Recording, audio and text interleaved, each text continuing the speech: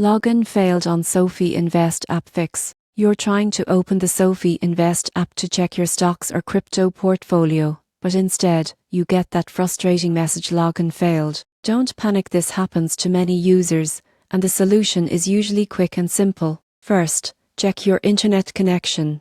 Make sure you're connected to a stable, secure network. If you're on public Wi-Fi, switch to mobile data or your private network. Weak signals can disrupt the secure login process. Next, open your App Store or Google Play and search SoFi Invest. If an update is available, tap Update. Outdated apps often trigger login errors when new security patches roll out. Then, manually re-enter your login details. Avoid using autofill, as stored passwords can be outdated or contain hidden spaces. If you've recently reset your password, make sure you're entering the latest one. If you're using Face ID or fingerprint login, turn it off temporarily. Sign in manually, then re-enable biometrics once inside. This refreshes your saved authentication data. Still can't log in? Clear your cache. On Android, go to Settings app, SoFi Invest Storage, Clear Cache. On iPhone, delete and reinstall the app. This removes corrupted data without affecting your account.